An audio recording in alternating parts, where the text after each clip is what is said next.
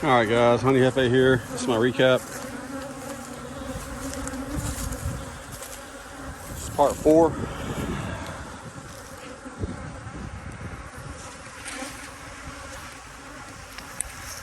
So all of these hives have VarroxSan strips in them. For the most part, it's every 10 frame deep brood box has 4 strips from the VarroxSan. So if you see a difference here, you'll notice I have one less hive. The hive number 1 is no longer there, so that one absconded. I had a lot of resources in there. I had honey and nectar, like some pollen, space, some backfilling going on, some robbing going on. So I divided up that hive. There wasn't a queen, there wasn't any brood, wasn't a lot of bees, no eggs, no larvae, nothing like that at all. I didn't see any mites, didn't see any wax moths. I say mites, I meant to say small hive beetles. I didn't see any of those, larvae or anything like that. So I took one of the deeps from hive number 1 and the super and put it on hive number 2, which is now in the number 1 spot.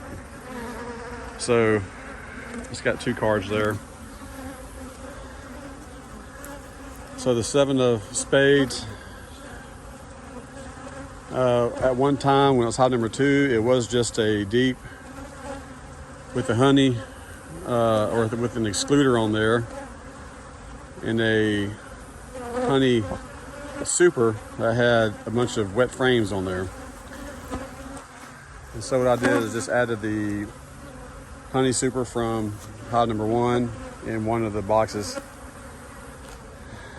and I hope that works out okay. I probably should have put them on one of these other hives because these hives all seem to be a little bit stronger. But I kind of felt like the hive number 2 was going to expand, which was the reason that I gave them a honey super with wet frames and a queen excluder on it to give them room to expand. So I'm hoping that they'll handle that extra space. If not, we'll see. Who knows? Anyway, the second hive, now hive number 2, was hive number 3. I just took the other box from the absconded hive and put it on top as a honey super. I don't plan on taking honey from it.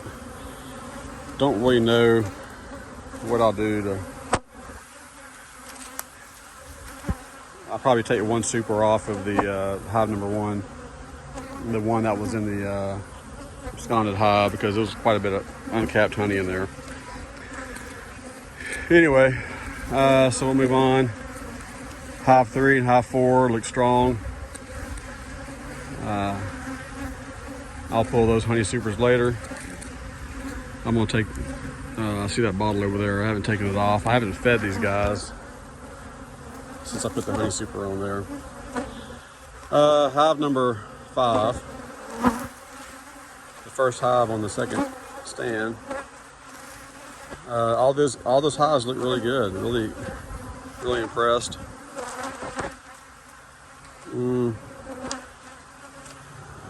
Didn't have a super.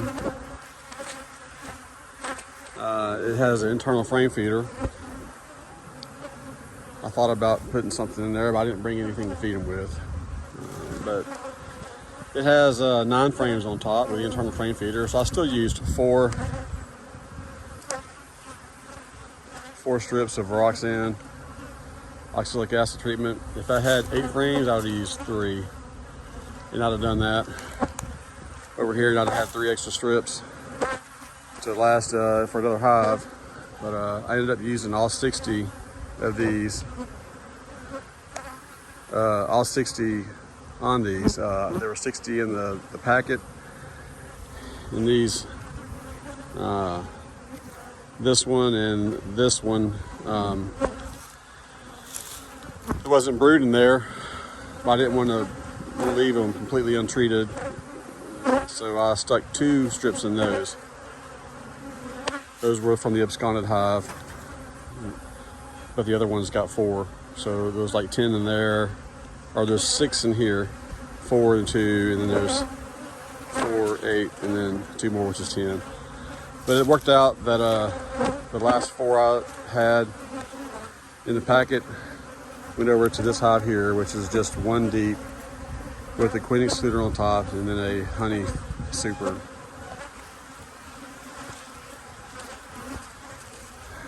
And,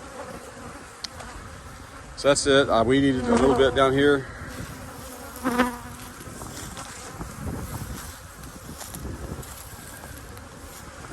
And you see the bees coming out. They don't like that acid that much. You know, they'll appreciate the benefit of not having as many mites to deal with. But they don't like it in there. I'm concerned about this one a little bit. I'm kind of rethinking about what I did, because there weren't a lot of bees going up into the super that had a queen excluder on there. But there is brood in there. So I imagine we gave them more room to lay and more resources. There's quite a bit of honey and nectar in there. There was some backfilling going on, but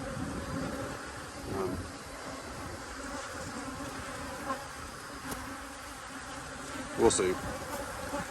Anyway, guys, I'll go ahead and take this out.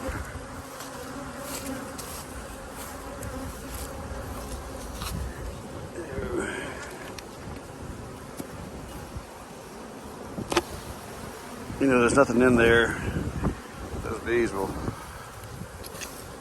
fixing to be robbing, going on. We're going into a dearth. I don't need to give them any reason to think they can just easily take over that hive. All right, guys. Man, I'm tired.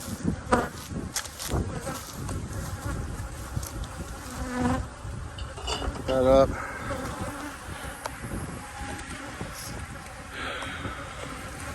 A lot of heat out there. So it's a pretty day. It's a good day for the bees. These bees, for the most part, are pretty calm. But I know there's going to be a dearth swoon. They're going to be robbing. They're going to be aggressive. So I'm glad I got those treatments on. I will not be pulling those supers until the goldenrod has come and established itself, and I will pull pretty much most of the supers and queen excluders off. The ones that on top of a single deep, I'll just pull the queen excluders. I'll leave the honey there for them. But anyway, I think I'll do that while there's still goldenrod in bloom, and that way, when the supers are gone, they're going to be looking for places to put it in their own hive, and they'll be on the outer frames in the brood box. Give them time to kind of plug it out. Last year and the previous years, I waited till the goldenrod was gone, which is sometimes December. And yeah, I got some goldenrod honey, which I love. It's darker. I think it's more flavorful. But I think the bees probably could have used most of that to last through the winter. It'd have been more beneficial for them. So I play a little bit different this year. And when I treat, I'll be treating more formic acid too. So it'll be nice to get that back down. So I feel like I'm a little bit late getting the oxalic acid on some of these hives, but I feel like it's still better timing than what I've done in the past. It'll be a better treatment. In the past, I've just done the dribble method in just one treatment. That's not nearly it. I'll just beat them back for a few days. This will beat them back for a few weeks, if not a couple of months, if not 3 months. So I'm excited to see it work. All right, guys, I'm just kind of rambling on here.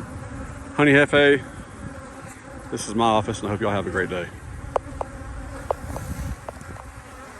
and turn off.